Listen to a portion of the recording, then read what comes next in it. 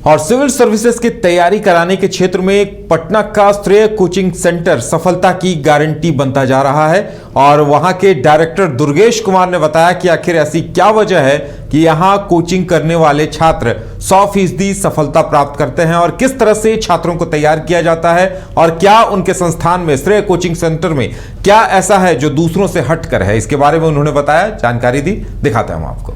नमस्कार, आप देख रहे हैं न्यूज बाय स्कोप और मैं हूं आफ्ताब आलम। जी हां, श्रेय आईएएस कोचिंग सेंटर जो किसी नाम या किसी तारुफ के मोहताज नहीं है। यहां से बहुत से लड़के निकलकर सिविल सेवा में अपनी सेवाएं दे रहे हैं और इसी मुद्दे पर खास बातचीत करने के लिए हमारे साथ श्रेय आईएएस के डायरेक्टर दुर्गेश कुमार सर हैं हमारे साथ। ये एक बहुत जो है सो सबसे पहले तो आपका स्वागत है आफ्ताब जी। बाइस्कोप के सभी दर्शकों को हम आभार व्यक्त करते हैं, शुभकामना देते हैं। आज धनतेरस है, इसीलिए उनके यहाँ समृद्धि का जो है सो वर्षा हो और समृद्धि की शुरुआत जो है सो ज्ञान विज्ञान और कार्य से होती है, तो इसकी हम शुभकामना देते हैं। अब रहा सिविल सेवा, तो सिविल सेवा के प्रति जो आज की युवाओं का जो नज़रिया है वो बहुत बदला है और सिविल सेवा अभी भारत में सबसे बेहतरीन सेवा है और यही कारण है कि सभी युवाओं के मन में सिविल सेवा में जाने की लालसा होती है और इसके लिए जो है सो सही तरीके, सही धैर्य और सही रणनीति की पर्याप्त आवश्यकता होती है, जिसके आधार पर जो है सो आप सिविल सेवा में जाकर के समाज में उच्चतम पदों पर सुशोभित होते हैं। एक सवाल आपसे कि तकरीबन 20 वर्षों से जो है कि श्रेय आईएएस जो है कि इंस्टीट्यूट आपकी जो है, जहां से कई बच्चे आज निकलकर सिविल सेवा में जो है कि काम कर रहे हैं, तो इसको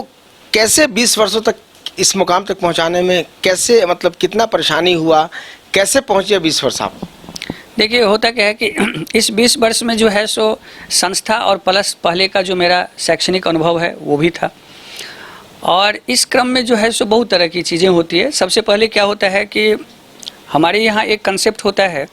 कि जब बच्चे तैयारी करते हैं तो सभी तरह की तैयारी करते हैं।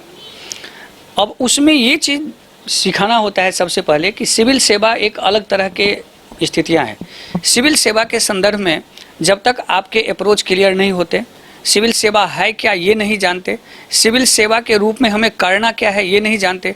और हम लोग सिविल सेवा की तैयारी करते रहते हैं, तो उस स्थिति में सफलता का प्रतिशत कम हो जाता है। तो सबसे पहले एक माहौल बनाना होता है और आफ्ताब जी,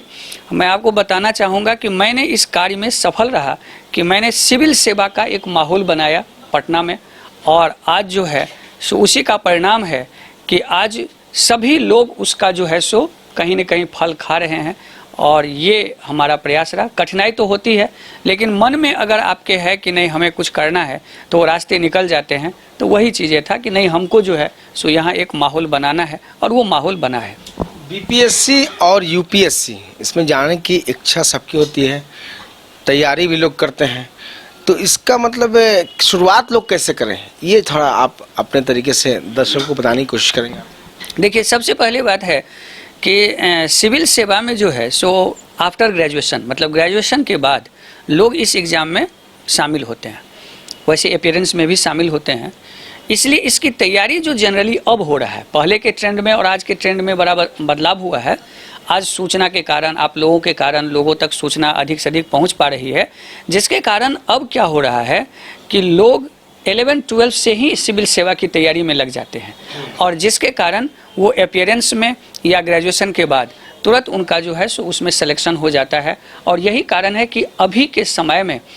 सबसे युवा पदाधिकारी लोग बन रहे हैं और सबसे अधिक युवा पदाधिकारी बनने के पीछे जो मूल कारण है वो है उनका पृष्ठभूमि और वो है सोशल मीडिया का, प्रिंट मीडिया का, इन तमाम मीडियाओं की भूमिका जो लोगों तक सिविल सेवा के बारे में पहुंचा रहे हैं और ये इंटर के बाद ये तैयारी लोग जनरली शुरू कर देते हैं। आज देखिए, आपका 20 वर्षों का अनुभव रहा है, उसमें ये दर्शकों को आप बताइए कि मतलब सिविल सेवा में जैसे यूपीएससी में या बीपीएससी की तैयारी किस तरीके से करें, शुरुआत कहाँ से करें?